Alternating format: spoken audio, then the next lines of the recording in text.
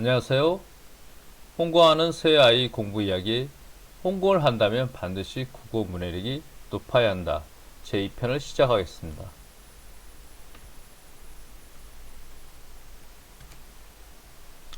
국어 문해력이 왜 중요한가?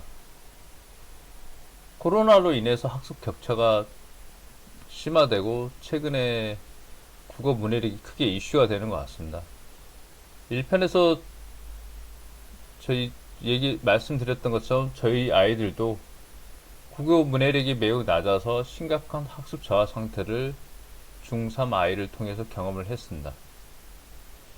중3 아이가 중1 때 중학교 1학년 1학기 수학 개념수를 근 1년 동안 여러 번 풀었습니다.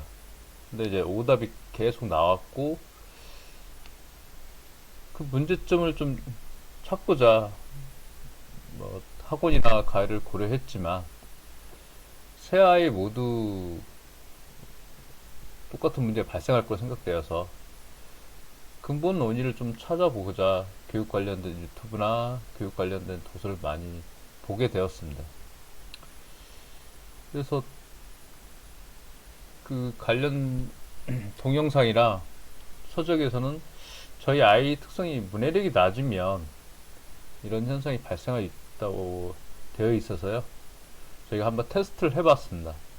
그래서 아이가 배우지 않는 부분을 좀 쉬운 개념을 가지고 한번 읽고 문제를 풀어보라 했더니 예상했던 것처럼 내용을 전혀 이해를 못하고 문제를 푸는 것 같습니다.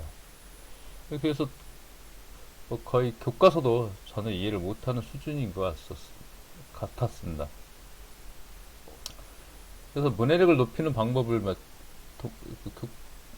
동영상이나 그 다음에 책을 통해서 많이 보니까 어휘 학습이랑 독서가 좋다고 해서 해리포터 같은 판타지 소설을 좀 구매해서 중3 아이한테 좀 읽어보라 했습니다. 중3 아이가 해리포터 첫 권을 읽는데 1개월이 걸리고 전혀 흥미를 못 느껴서 그래서 중3 아이는 독서를 포기하고 중1과 초6 아이만 독서를 시켰습니다. 긴 글을 읽지 못하면 짧은 글이라도 좀 읽으라고 해서 비문학 지문을 하루 한 지문을 읽고 문제를 풀렸습니다.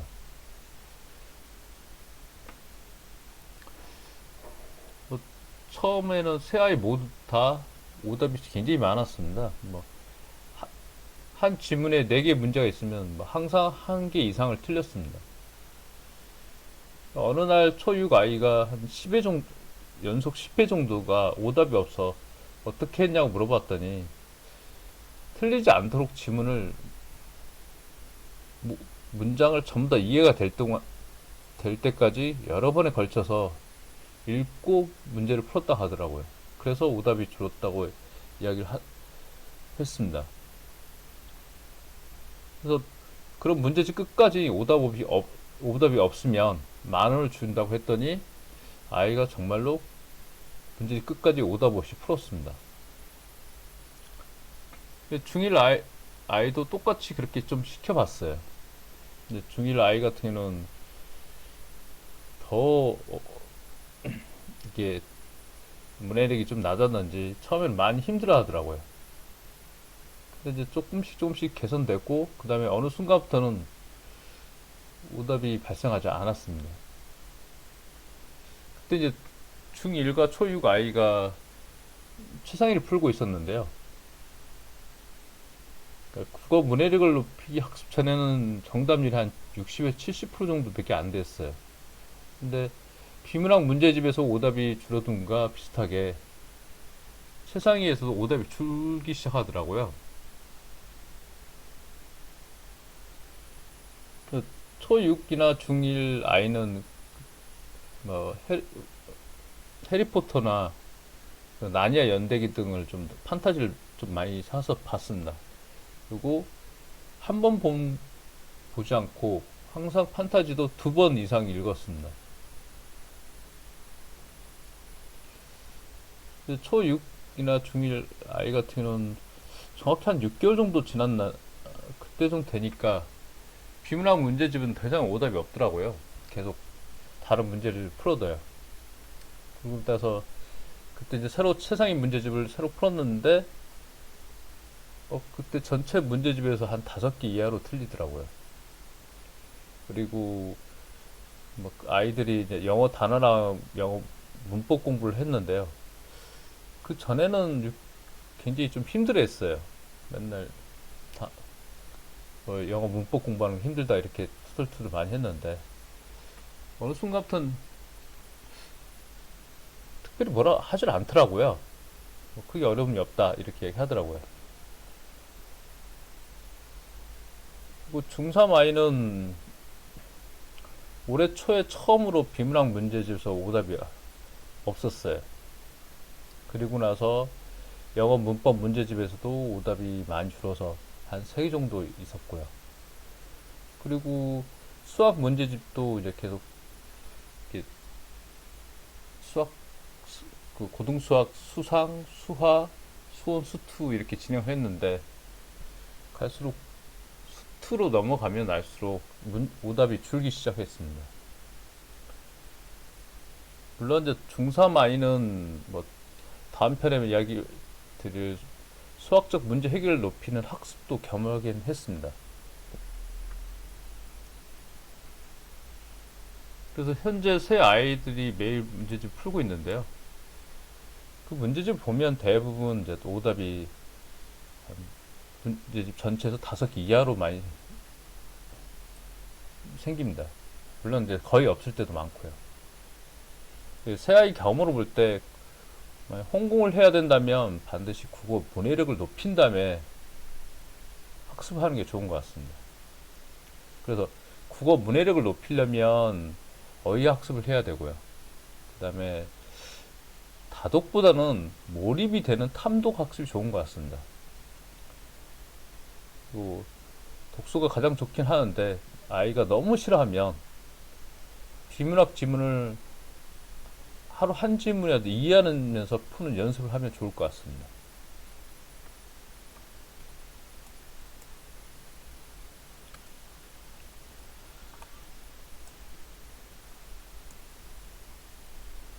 그리고 요즘 초등학교 저학년들도 비문학 문제집을 풀기 시작하는데요. 비문학 지문은 매우 딱딱한 글입니다. 딱딱한 글은 몰입하기 어렵습니다. 초등 저학년 때는 비문학 지문보다는 몰입하기 쉬운 글로 여러 번 읽어서 깊게 생각하면서 글을 읽는 습관이 매우 중요한 것 같습니다. 그리고 그게 국어 문해력을 가장 크게 높여준다고 생각합니다. 그래서 초등 저학년 때는 긴 글을 좀 몰입할 수 있도록 좀 쉬운 쉬운 책을 찾아서 아이가 좋아하는 책을 찾아서 많이 읽으면 좋을 것 같고요. 초등 고학년이나 또 중등에서 또 글을 독서를 싫어하는 아이 같은 경우는 이 비문학 문제집 풀면서 짧은 글을 정확하게 이해하는 게 더 좋을 것 같습니다.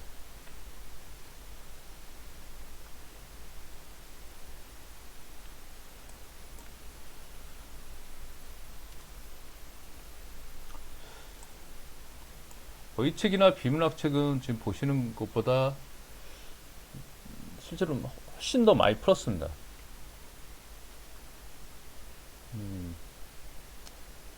어휘책 같은 경우는 영어 단어처럼 암기하는 게 아니라요. 그냥 눈으로 익히기면 됩니다. 뜻을 보고 예문을 읽고 문제 풀고 다 풀고 나면 다시 한번 또 풀고 그리고 두 번 풀었으면 다음 단계 넘어갑니다. 비문학 지문은 간단히 문단 요약하고 주제의 글을 씁니다. 주제문을 쓰는 가장 큰 이유는 영어 독해를 위해서 좀 필요합니다. 고3 영어 독해 지문 같은 세미 비문학 지문이라고 해서 약간 좀 글이 어렵습니다. 그래서 아이들이 글을 해석은 하지만 글을 이해하지 못하는 문제가 발생합니다. 그래서 주제글을 쓰면 글을 정확하게 이해하는 게 됩니다. 또 처음에 문단 요약이나 주제문을 쓰게 되면 아이들이 많이 틀립니다. 너무 많이 이게 해설지랑 좀 비교해 보면 관계가 전혀 없는 글을 많이 쓰기도 합니다. 근데 시간이 가면 아이가 글을 정확히 읽어내면 해설지에 가까운 문단 요약이나 주제글을 쓰게 됩니다. 그리고 수능 고난도 이게 비문학 지문을 읽어내기 위해서는 글의 구조를 좀 학습이 필요합니다.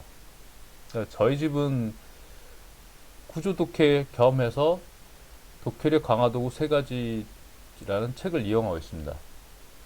국어에서 구조 독해는 키워드, 그러니까 지문의 키워드에 동그라미, 세모, 화살표 같은 기호를 표시해서 지문을 이해하는 방법입니다.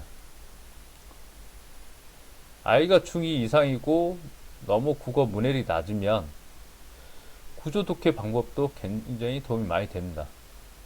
물론 저희 아이도 중3 큰 아이도 처음에 이 독해력 강화 도구 3가지를 가지고 먼저 학습을 한 다음에 사실 그 비문학 지문을 학습하기 시작했습니다. 그 글의 구조는 독해력 강화 도구 3가지 책 이외에 나쁜 국어라든지 나비효과 입문의 비문학 부문에서도 자세히 설명되어 있습니다. 그리고 국어에서 글의 구조를 잘 숙지해 두면 영어 독해하는데 굉장히 큰 도움을 줍니다.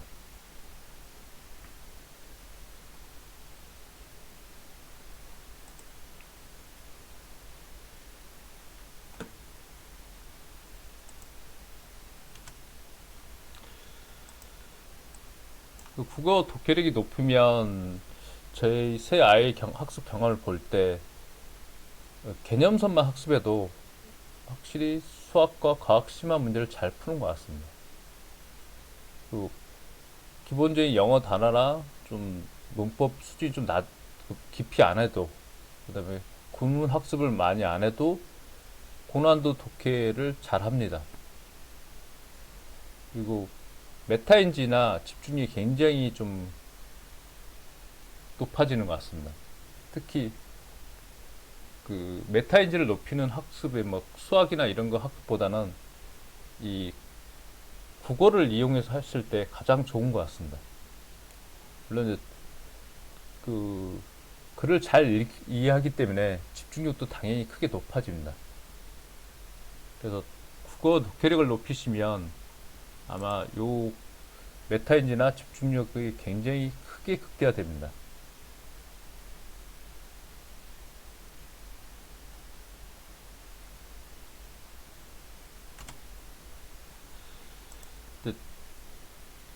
수능 국어시험에서는 비문학, 문학을 배워야 합니다.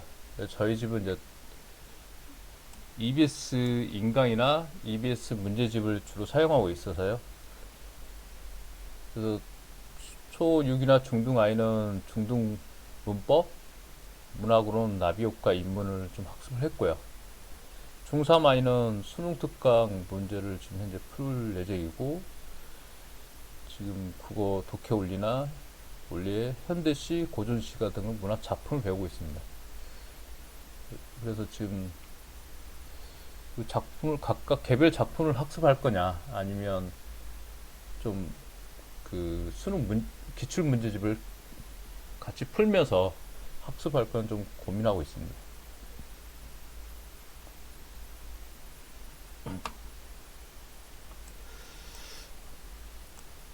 새 아이의 경험을 보면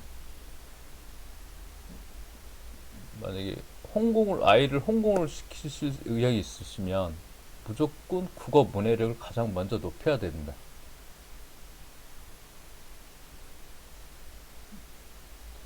초등 때 특히 수학 문제 하나 더 푸는 것보다는 국어 한 문장 제대로 이해하는 게 결국은 아이의 수학적 실력을 더 좌우하고 전체적 공부하는 학습 성취도를 더 높여주는 것 같습니다. 다음 편은 성공한다면 수학적 문제 해결을 높이는